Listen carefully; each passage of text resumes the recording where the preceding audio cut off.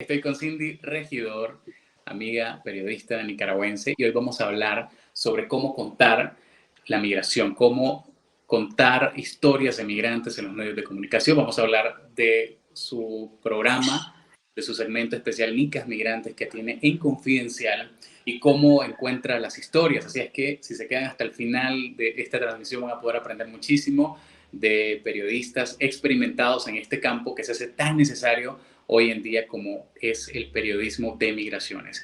Cindy, bienvenida, ahora sí. Gracias, Jorge, por invitarme. La verdad, muy contenta de poder acompañarte. Me encanta esta iniciativa y, bueno, me siento muy cómoda conversando con vos por ser un colega de mucha estima y, por supuesto, que mi amigo también.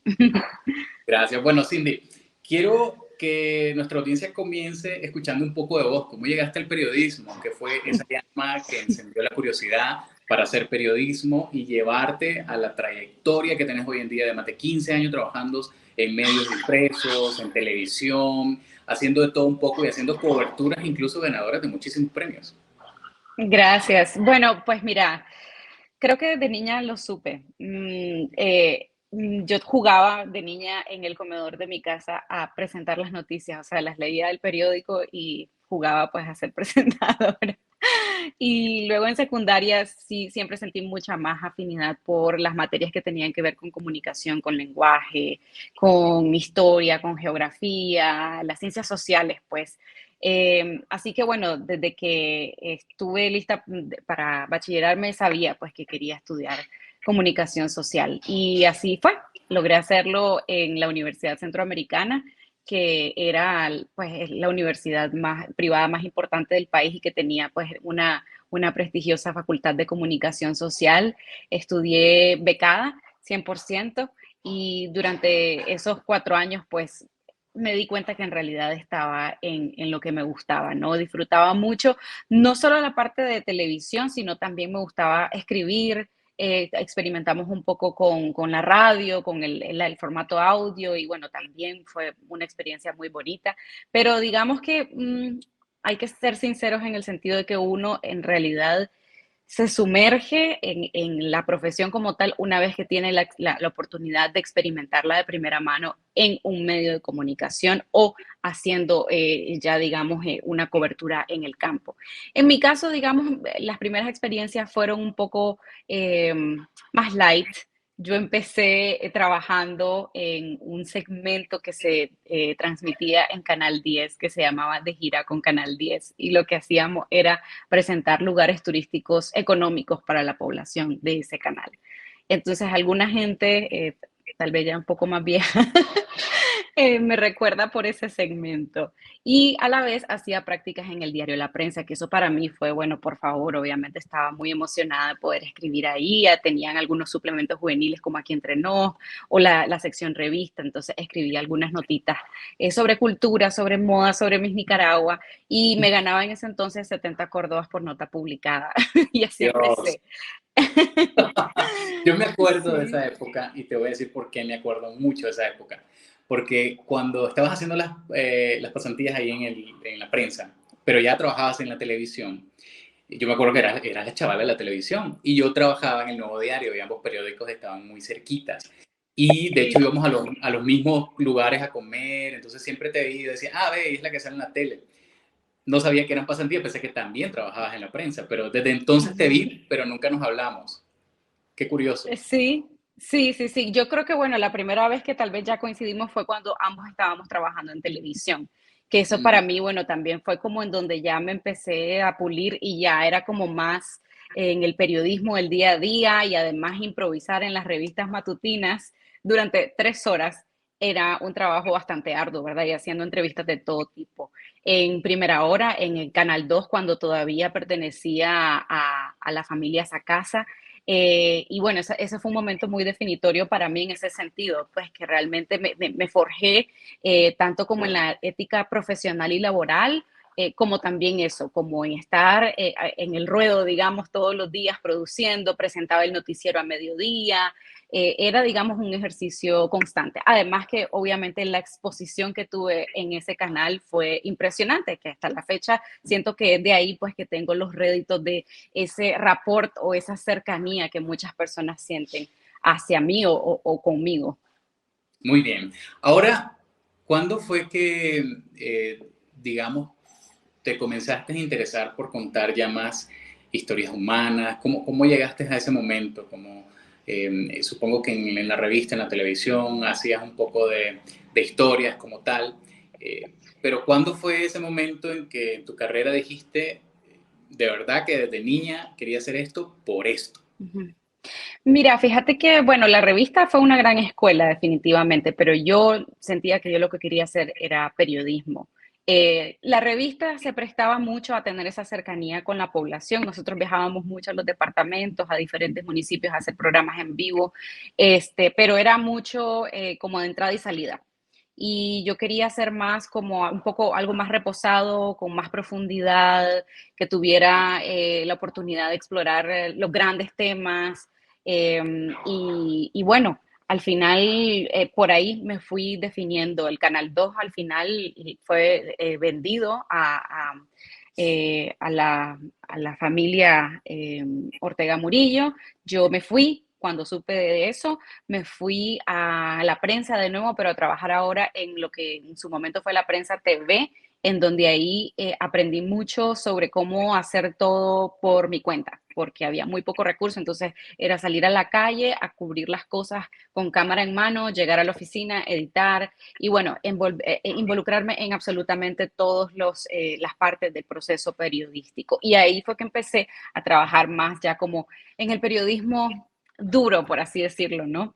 Y bueno, sabía que fui confirmando que estaba en lo mío, pero en donde en realidad ya me vine a trabajar con mucha mayor consistencia en eso fue aquí en Costa Rica. Yo en 2015 me vine por motivos personales a Costa Rica. Me vine a hacer una maestría en estudios de medios de comunicación, paz y conflicto. Y estando aquí en Costa Rica, ya con la mirada no solo de periodista, sino también de migrante, me di cuenta que había un vacío importante en la agenda editorial de los medios de Costa Rica y de Nicaragua. Siendo nosotros, los nicaragüenses, la población minoritaria más grande, más importante, somos aproximadamente 500,000 en un país de 5 millones de habitantes. Me parecía muy raro pues que no hubiese algún segmento dedicado especialmente a esa población. En Nicaragua tampoco había, en los 90 o los 2000 recuerdo que en la prensa había una sección que se llamaba Nicas en el exterior, pero dejó de Ujú. existir y en ese momento pues no había, digamos, una conexión notoria en los medios entre los nicaragüenses en Nicaragua y los nicaragüenses fuera de Nicaragua, que vivimos la mayoría en Estados Unidos, en Costa Rica, en España y ahora muchísimos otros destinos. Y fue ahí que me dediqué ya de lleno a trabajar más las historias humanas desde ese punto de vista de la migración, que para mí era algo que estaba invisibilizado y era muy raro, pues lo miraba como qué extraño porque es algo muy obvio que está ahí, pero al final como que nadie lo está viendo, le está prestando suficiente atención. Bueno, al ser una periodista, vos también migrante, una ciudadana migrante, viste ese vacío, viste esa necesidad. ¿Cuáles eran ese tipo de cosas obvias que no estaban poniendo los medios de comunicación, de que no estaban informando y de que de alguna forma la audiencia estaba necesitando? Bueno, mira, para empezar, ¿cómo vivían esos nicaragüenses que estaban fuera? ¿Cuáles eran sus necesidades? Y sobre todo los aportes que estaban haciendo al lugar en donde residen y a la Nicaragua que habían dejado. En su momento, lo que yo más miraba era cobertura esporádica de sucesos, si alguien había fallecido de manera trágica en alguno de esos países, o las famosas remesas, ¿verdad? Que de repente salió una cifra de, hey, están mandando no sé cuántos millones de dólares mensuales desde este y otro país. Pero no de una manera muy profunda, ni siquiera tampoco consistente. Y luego en los medios, sí, en los medios de países receptores, como Costa Rica, por ejemplo, por lo general lo que había era una cobertura muy estereotipada negativa. Ujú. Entonces, definitivamente sentía que había que hacer algo. No había tampoco ninguna conversación entre esas dos Nicaraguas y hay algo que me pasó que a nivel personal me molestó mucho y que es un fenómeno que todavía existe. Una vez visité Nicaragua, me invitaron a un foro después de haberme mudado aquí a Costa Rica, con un par de años tal vez tenía ya viviendo aquí. Y entonces yo, bueno, yo estaba muy enterada de todo lo que pasaba en Nicaragua en el día a día antes de 2018. Y entonces en el foro yo dije como, bueno, pero la libertad de expresión, la libertad la libertad de los periodistas de poder informar está sumamente deteriorada en Nicaragua. No teníamos acceso desde 2007 a información pública, entrevistas a funcionarios. Y me acuerdo que un colega que estaba en ese foro lo que hizo para calificar mi opinión, eh, descalificar mi opinión más bien, fue decir, pero vos de qué hablas si no vivís aquí. Y la verdad es que eso me indignó mucho porque al final lo que sucede es eso, que muchas veces las personas piensan que los nicaragüenses que nos fuimos no tenemos ningún tipo de derecho de opinar sobre lo que está ocurriendo en Nicaragua cuando estamos presentes de muchas maneras, desde la remesa hasta bueno, poder también opinar e incidir sobre lo que está pasando en nuestro país, porque al fin y al cabo sigue siendo nuestro país. Claro, ahora, ¿cómo llegaste a una propuesta? ¿Le escribiste en un papel o te acercaste, no sé, a Carlos Fernando y le dijiste, quiero hacer esto de los migrantes porque a mí me toca, porque yo siento que nadie lo está diciendo, nadie está contando su historia? ¿Cómo fue ese proceso y qué tan receptivo fue el medio? Y esto te lo pregunto porque habrá mucha gente que quisiera emprender segmentos, programas o hacer cosas que le gustan, que les apasionan, pero muchas veces se encuentran con las barreras de los medios. ¿Cómo fue tu caso? Sí, bueno, primero tal vez recordar un poco eso, que una de las fórmulas para poder emprender con algo que vaya a tener éxito es encontrar eso, un nicho, un vacío, una oportunidad, algo que falta por hacer, ¿no? Y eso es lo que yo sentía y tenía esa convicción. Te cuento, lo presenté a un par de personas o de organizaciones de diferentes formas. Me acuerdo que me acerqué, por ejemplo, a una radio aquí en Costa Rica diciendo por qué no hacemos un programa radial acerca de los nicas migrantes, porque no existe en Costa Rica un segmento dedicado a eso. Hoy día ya existe uno en un medio que se llama La Teja, que es de corte popular, pero es relativamente nuevo. Me acuerdo que me dijeron, sí, está súper bonito, no sé qué, pero bueno, no quedó en nada. No recuerdo a quién más, pero sí recuerdo haberlo expuesto más de alguna vez antes de llegar a Confidencial con la idea y a nuestro director Carlos Fernando Chamorro. Pero fue bueno también una combinación con las circunstancias, porque lo que sucedió fue que se dio la crisis en Nicaragua en 2018 y eso obligó a decenas de periodistas, a colegas nuestros, y sabes bien esta historia, a venirse aquí a Costa Rica y a otros países por el peligro que estaban corriendo. Y entre ellos pues estaban los periodistas de Confidencial, Carlos Fernando Chamorro se vino, y entonces yo empecé a trabajar con Confidencial para reportar la crisis. Y en ese momento yo dije, bueno, aquí creo que es una bonita oportunidad, Confidencial ya es un medio que está posicionado, ¿por qué no decirles incluyamos esta cobertura dentro de lo que ya hacemos? Y además, en ese momento explotó la crisis migratoria nicaragüense. Si ya antes de la crisis éramos como 500.000 de personas que estábamos fuera en distintos países, después de 2018 esa cifra creció al doble en 5 años, ¿no? Entonces, era el momento, pues, de hacerlo, porque ya había una gran cantidad de nicaragüenses que estaban saliendo en ese preciso momento.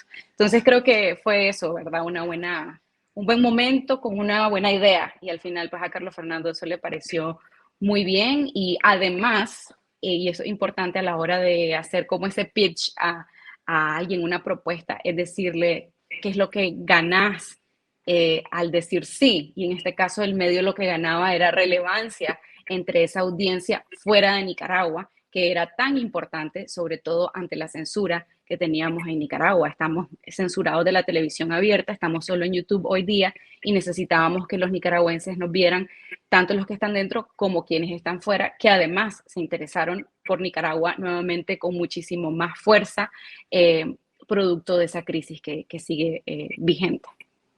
¿Cuáles son esos ejes temáticos que deciden editorialmente para poder contar las historias? Eh, Ahora, ¿cómo se ha transformado? ¿Cómo en el inicio y cómo se ha transformado a hoy en día? Tiene que ser un suceso relevante. Ahora solo contás los de los nicaragüenses, porque también hay una migración, entiendo, en Costa Rica de otras nacionalidades. ¿Cómo ha ido evolucionando esta parte editorial para decidir qué historias contar de migrantes? Mm, Mira, tenemos secciones fijas, ¿verdad? Como para dividir y como organizarnos y es principalmente las notas del día a día, las noticias, digamos. Tenemos los reportajes a profundidad que los trabajamos en texto y en video. Y tenemos también la sección Nicas en el Mundo, que son historias personales de éxito de nicaragüenses en cualquier parte del mundo. Em, pero bueno, yo lo que diría es que nos enfocamos sobre todo en las historias humanas, ¿verdad? Por lo general, si uno aborda un tema de una manera general, difícilmente le llega a la audiencia, sobre todo en estos días en que hay tantísima competencia y que ya no solo los periodistas producimos contenido. Entonces, es más bien cómo llegar a contar una historia general de un gran tema a través de esas historias humanas que son muy, muy interesantes y que por lo general están siendo invisibilizadas. Entonces, por lo general, el contenido que tiene más resonancia entre nuestra audiencia es eso. Por lo general, logra conectar una historia humana con la que la audiencia, las personas que nos leen, que nos miran, se identifican. Eso ha sido clave para cubrir nicas migrantes. También lo que hacemos es cubrir las estadísticas y los datos, pero dándole el contexto apropiado. Muchas veces un número por sí solo no te dice nada. Tratamos de balancear entre los distintos destinos que hay.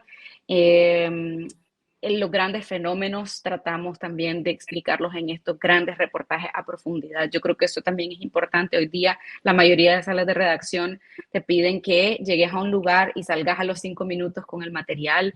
Eso está bien, pero muchas veces no es suficiente. Tenés que realmente ir al lugar y sumergirte, pasar buen tiempo para realmente encontrar esas historias que van a conectar, que van a tener ese poder de explicar y dimensionarle a la audiencia qué es lo que está pasando. Y de nuevo, pues obviamente en estos días en que se convirtió ya como en una crisis, ese flujo migratorio que no ha parado en Nicaragua, pues también ha habido un mayor interés de la audiencia por conocer qué está pasando en las fronteras con Estados Unidos, explicar las complejas decisiones de los gobiernos también es muy importante.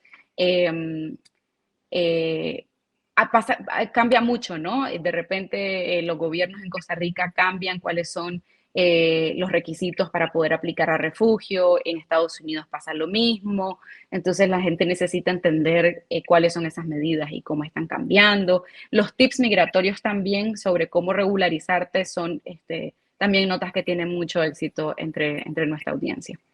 O sea que es persistente esta necesidad debido a los cambios continuos en las políticas migratorias de todos los países, no solo de Estados Unidos, sino que cada país está actualizando esta política migratoria.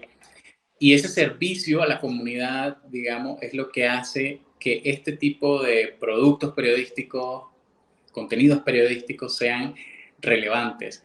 ¿Cómo lo recibió la audiencia y hasta hoy, pues, qué comentarios reciben ustedes?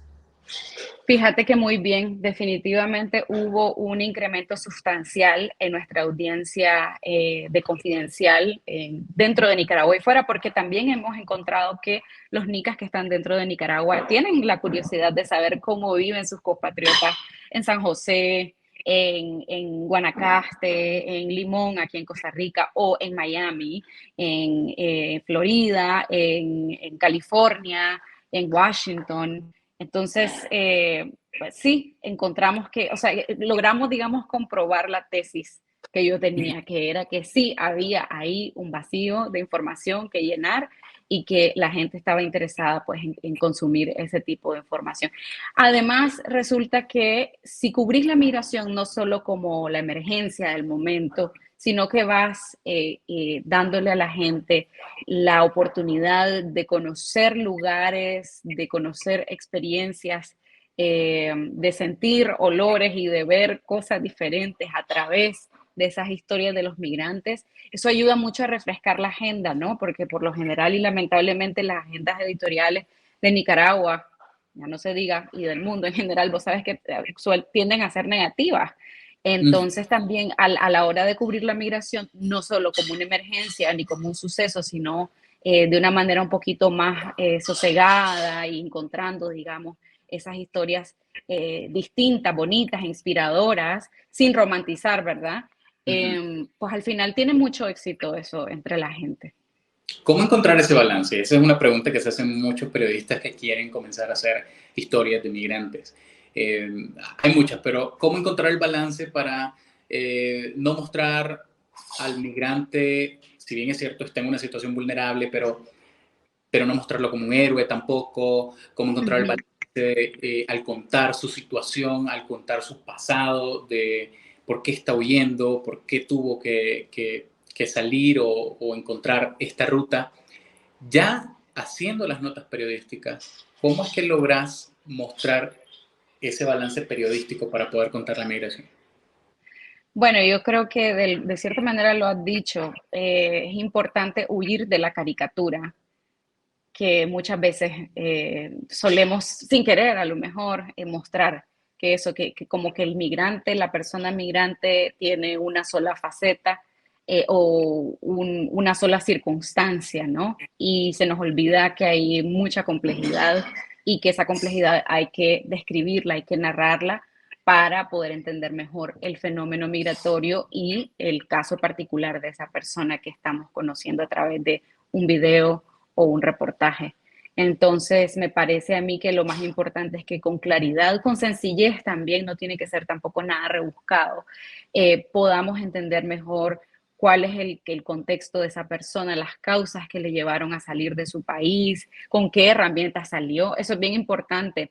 No todos los migrantes somos iguales. Hay migrantes que tenemos ciertos privilegios y otros que tienen condiciones que le hacen muchísimo más vulnerables. O sea, no es lo mismo un migrante hombre que una migrante mujer. Tienen peligros, se enfrentan a peligros y dificultades distintas. No es lo mismo un migrante que se va a Estados Unidos sabiendo inglés que un migrante que no conoce el idioma. Un migrante indígena, por ejemplo, que no sabe ni español, por ejemplo, solo maneja su idioma nativo. Hay una gran diferencia en cada una de las personas y eso hay que tomarlo muy en cuenta y contarlo también cómo eso impacta en la experiencia que está teniendo la persona.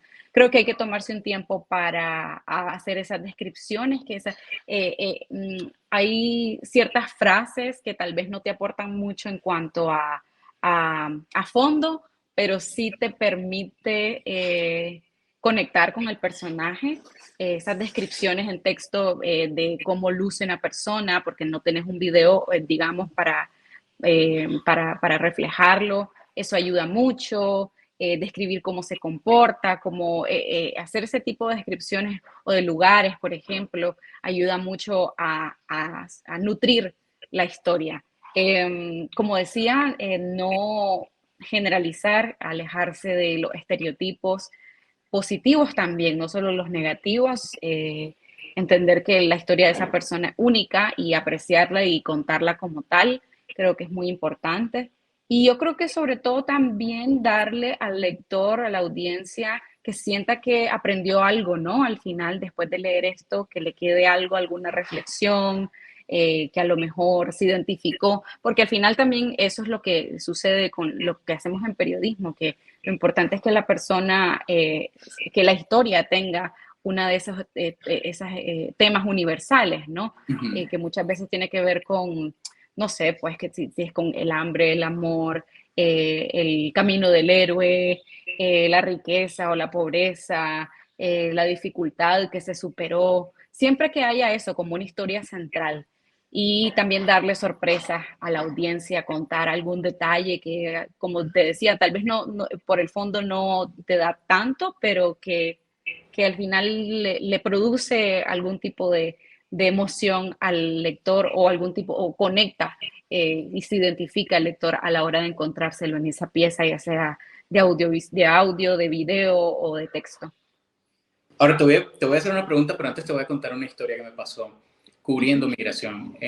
Si bien es cierto, yo hago, digamos, periodismo de actualidad, hago economía, pero la migración es algo que me ha llamado la atención en los últimos años y he podido estar en fronteras como la de México, Estados Unidos, Colombia, Panamá, la de Dominicana con Haití, y en todas encontrás este drama humano que sin duda te afecta como humano también, como periodista, y tratar de encontrar o de hacer las preguntas adecuadas en situaciones donde la gente está muy vulnerable. Cómo Sí. entrar a ese terreno cuando una persona está haciendo lo más, o ves la cara más vulnerable del ser humano en ese tipo de situaciones. Y te voy a preguntar sobre una particular que me ocurrió en Panamá, en la selva del Darién, cuando fui a cubrir a los migrantes ahí. Yo, si ya bien es cierto, había hecho muchas historias de migrantes, nunca había visto tantos niños en una situación tan delicada como esa. Y ver a los niños me provocó a mí una cosa pues que lo tuve que procesar durante varios días, porque en realidad es bastante triste el drama que viven ahí los niños, a las situaciones a las que se exponen. Y trabajé algunas historias con los niños, recuerdo que pedí muchos consejos a los editores para poder mostrar las imágenes o llevar a esta mamá que llevaba en su brazo al niño, hicimos ahí tapar las imágenes y todo lo que técnicamente era posible para proteger a la niñez en esa situación.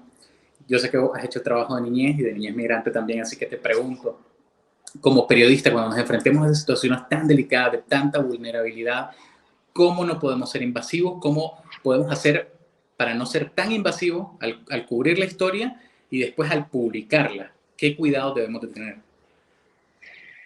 Es intimidante, definitivamente. No sé si a vos te pasó. Yo siento que a veces yo me pongo más nerviosa cuando me voy a referir a niños y a niñas que cuando voy a entrevistar a un político, por ejemplo. No sé si te pasa. Sí, sin Yo duda. creo que por ese mismo temor, porque uno quiere respetarles y no sé por qué a veces a los adultos se nos mete en la cabeza que a los niños hay que tratarlos distintos que a los adultos y en realidad no. O sea, es ofrecerles el mismo respeto que a cualquier persona adulta a la que vas a abordar.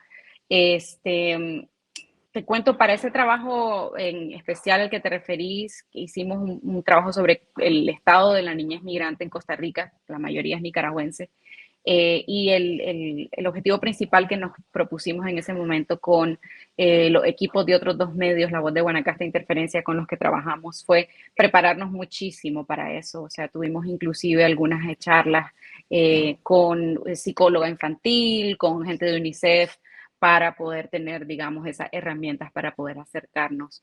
Bueno, no todo el mundo tiene esa oportunidad, ¿verdad? Pero yo creo que el secreto es, como decía, uno, pensar que el niño o la niña merece el mismo respeto y la misma preparación que cualquier otra persona adulta que vayamos a entrevistar. Es súper importante establecer un contexto de horizontalidad en donde no estemos, digamos, imponiéndonos como el superior, la superior que está extrayendo información de este niño o esta niña. Los niños y las niñas, algunos aman las cámaras, otros no tanto, se ponen, se cohíben. Y una entrevista formal, si estás para video, con un micrófono en mano y sentarlo y sacar al niño o a la niña de su ambiente en el que lo encontraste, no suele funcionar. Tampoco suele funcionar hacer algo a la carrera. Si realmente querés encontrar una frase auténtica y que el niño o la niña se desenvuelva con naturalidad y se abra, necesitas tiempo y necesitas establecer una plática tranquila en la que tanto el periodista como el niño o la niña se puedan olvidar de que existe esa cámara o esa grabadora. Y así es que en realidad pienso que vas a tener mejores posibilidades para encontrar esas frases que describan la situación de ese niño o esa niña. Y ya a la hora de procesar la información, bueno, definitivamente depende mucho de las circunstancias. En el caso del reportaje que yo hice, como la idea era mostrarles a ellos como los protagonistas de ese video, pues a mí sí me interesaba que salieran sus voces y sus rostros. Y teníamos el permiso, eso es bien importante. Asegúrense de tener un permiso de las personas mayores a cargo de esos niños o esas niñas para poder mostrar su imagen y su voz. Pero no siempre es así. Por ejemplo, hace poco estaba preparando una pieza sobre la inseguridad en Costa Rica y cómo hay ahora simulacros de balaceras en las escuelas. Y en ese caso uno se pregunta, ¿estaría bien mostrar las caras de esos niños y esas niñas y que queden relacionados de cierta manera con un tema que definitivamente no es agradable, no, sería como estigmatizarlos un poco o bastante. Entonces realmente no hay necesidad y ahí uno tiene que buscar la creatividad de cómo hacer esas tomas sin exponerles. Entonces pensar mucho en eso y sabes que me marcó mucho en esa cobertura que hice de niñas migrantes en Costa Rica. Hablando con la trabajadora social de un lugar que visité, me decía que esos niños, esas niñas un día vieron un reportaje de su escuela en televisión nacional, en el canal más importante. Y entonces ellos oían que la descripción que hacía el periodista de esa comunidad y de esos niños es que eran pobres y no sé qué otras cosas más. Pero lo que a una niña le quedó fue eso, como, hey, no sabía que éramos pobres. O sea, realmente la forma en que esa periodista les describió a esa niña le marcó y le resonó tanto. eh, no era antes de ver esa pieza parte de su identidad, el sentirse más o menos en ese sentido. Y probablemente después de eso quedó un poco ese estigma, ¿no? Entonces, eso me marcó mucho decir, si este niño o esta niña se mira en este video, se lee en este reportaje, quiero que se sienta bien representado, que se sienta que ahí está reflejado quién es él o ella, sin ese tipo de estigma. ¿Crees que hace falta mucha responsabilidad? Y esto te lo pregunto porque esa estigmatización para los migrantes ocurre en muchos países de América Latina, en muchos medios de comunicación replican estos discursos de odio, y aunque no lo hagan directamente ellos, también citan a personas, digamos, de extrema derecha o diputados Mm. antimigrantes o senadores que hablan mal y refuerzan ese discurso contra los migrantes. Hemos visto vemos esa discriminación en México con los centroamericanos, en Sudamérica con los venezolanos, en Costa Rica se ha visto, por supuesto, con los nicaragüenses. Sí. Pero eso es por una repetición constante de un discurso anti-inmigrante que se da en los medios. ¿Crees que ese discurso está vigente aún y cómo podemos hacer nosotros o como periodistas para incidir que en esa agenda pública no se estigmatice más al migrante? Sí, bueno, definitivamente ya lo describía súper bien. Estamos en un momento en que en la mayoría de países receptores de migrantes hay discursos eh, pues incendiarios en contra de los extranjeros, ¿verdad? Y suelen ser los archivos expiatorios, ¿verdad? Cuando las cosas van mal, pues le echas la culpa al migrante, ¿verdad? Si es que el sistema de salud pública está colapsando, o es porque hay extranjeros que están abusando, si es que no hay trabajo es porque los migrantes los están tomando, si es que subió la criminalidad es porque los migrantes son los que están cometiendo estos delitos. Y al final la realidad no es blanco y negro, los fenómenos sociales no tienen explicaciones tan sencillas, pero los políticos las presentan de esa manera porque saben que conectan con sus audiencias, que están frustradas y que probablemente no se consideran a sí mismas xenófobas ni nada por el estilo, ni discriminatorias, sino que simplemente están frustradas, quieren encontrar una causa o a quién culpar por estos problemas y como decía, muchas veces suele ser fácil culpar a las comunidades o a las poblaciones migrantes. Mira, ahí lo que nosotros hacemos en Nicas Migrantes es siempre tratar de contextualizar. Claro que es importante replicar estos discursos, parte de ellos cuando vienen de máximas autoridades. No creo que siempre, creo que hay que sopesar cuándo sí, cuándo no vale la pena hacer una nota. Cuando viene, por ejemplo, de un presidente de la República, sí, hay que decirlo, hay que reportarlo, hay que consignarlo, pero no dejarlo así nomás, sino que hay que añadirle contexto, hay que refutar si hay información a la disposición que fácilmente refuta lo que está diciendo ese político, hay que ponerlo en la nota. Bueno, hace poco tuvimos la oportunidad de republicar un trabajo de chequeo que hicieron unos colegas aquí en Costa Rica porque el presidente de Costa Rica en la comunidad internacional, ante los medios internacionales, ha dicho múltiples veces que los migrantes en Costa Rica son 20% de la población, no es cierto, somos el 10% de la población, y que además le costamos al país entre 300 y 400 millones de dólares anuales. para decir, bueno, estamos aquí ya abarrotados y no podemos con los migrantes. Y eso al final lo repite la audiencia, la población, y crea un sentimiento de discriminación y de disgusto hacia la población. Y entonces al final hacer este tipo de chequeos sobre cuánta es la migración, el porcentaje de migrantes en el país es bien importante. ¿Por qué? Porque hay entre esos discursos xenófobos la sensación de que estamos invadiendo, ¿verdad? Eso de invasión es muy fuerte y puede provocar reacciones muy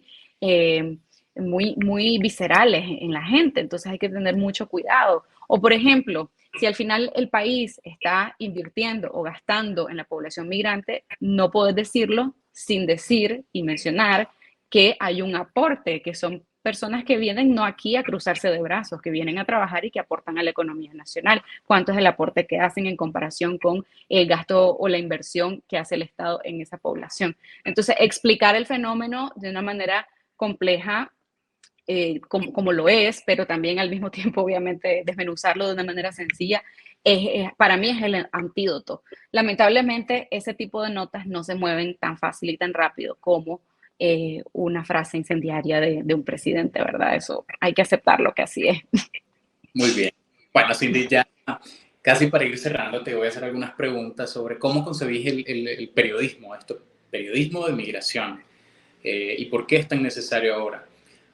¿Qué representa, qué significa para vos, y sobre todo siendo una periodista migrante, hacer periodismo de migraciones? ¿Qué es?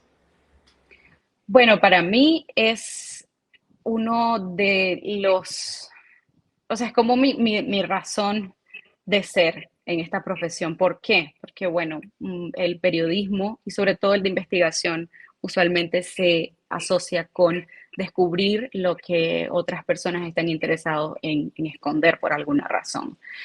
Y yo veo de cierta manera el periodismo de migración como con ese espíritu, ¿no? Al final estamos hablando de poblaciones que por mucho tiempo han estado invisibilizadas por los gobiernos, por la sociedad en general, eh, y que no hemos escuchado lo suficiente para entender, a pesar de ser un fenómeno tan grande y bueno, que hoy día eso, la mayoría de países en el mundo están lidiando de una u otra forma con este fenómeno, sea por cambio climático, sea por conflictos, por inestabilidad política, por lo que sea, ¿no? Entonces, para mí, realmente es esa pieza como que está faltando muchas veces en las agendas editoriales y que necesita y merece una atención propia, que necesita y merece una cobertura consistente y profunda. Entonces, para mí hay mucho trabajo que hacer por ahí y no es solamente de abrir una sección sobre migración, sino que realmente dedicarse a cubrirla con ese ojo, ¿no? O con esa intención de realmente entender el fenómeno, entender a las personas, mostrar esas historias humanas que muchas veces quedan pues como fuera de foco porque nos enfocamos tal vez en la frase que dijo el presidente o en que hay una masa de gente que está ahí en la frontera entre Estados Unidos y México y qué sé yo, los discursos xenófobos y muchas veces todo eso suele ser más ruidoso que esas historias de la gente que al final te ayudan a entender mejor qué es lo que está pasando, comprender, ser empático y, pues eso, somos parte de la realidad humana. Me gustó mucho un podcast que escuché el otro día sobre Irlanda. Irlanda ha tenido una migración muy grande durante toda su historia y en un museo nacional de historia había un capítulo o una sala en particular para hablar sobre las migraciones, porque eso es parte de quienes somos como países, como sociedades. Entonces, pues para mí eso necesitábamos tener ese espacio y pues esa es la intención que hay detrás de Nicas Migrantes en este caso. Muy bien, y sobre todo ahora que vemos que gobiernos como el de Reino Unido toma decisiones como construir una balsa flotante, que es una especie de cárcel donde va a meter a todos los migrantes flotando en el mar por meses hasta que se resuelva su situación migratoria. Creo que esa mirada Sí. siempre va a ser vigente y necesaria. Imagínate que sos una editora de un periódico y vas a enviar por primera vez a un periodista a cubrir un tema de migración, pero tenés solamente un minuto para decirle una recomendación antes de que salga a la calle, ¿qué le dirías a ese periodista? Yo creo que el consejo más sencillo es anda, sentate con tiempo y con atención a ver qué es lo que está ocurriendo, hablar con las personas que están involucradas y recordar tratarlas siempre como a vos te gustaría que te traten, como a vos te gustaría que tratasen a un familiar o un amigo, con esa empatía, acércate, con ese respeto, acércate y con esa misma visión, sentate a escribir la nota. Perfecto. Me voy feliz. Sobre todo si me diste tiempo para reportear, me voy encantado. Ahora, la importancia de este periodismo de migraciones. ¿Por qué hoy en día es tan necesario en las redacciones del mundo? Bueno, como decía, porque no podemos ver este fenómeno como una emergencia o una crisis. Muchas veces esa es la única cobertura que salta a las portadas, ¿no? Cuando hay una desgracia como por ejemplo el incendio que hubo en Ciudad Juárez, que murieron decenas de migrantes atrapados en un albergue, o como la historia que contabas de Reino Unido, o como estas boyas con puyas que están en el río Bravo ahora, que puso el alcalde, el gobernador de Texas. O sea, eso por supuesto que hay que contarlo, pero no podemos seguir viendo la migración únicamente como eso. La migración es mucho más. Tiene que ver con personas que salen, por qué salen de esos países. Hay que contar qué es lo que está ocurriendo en los países de origen.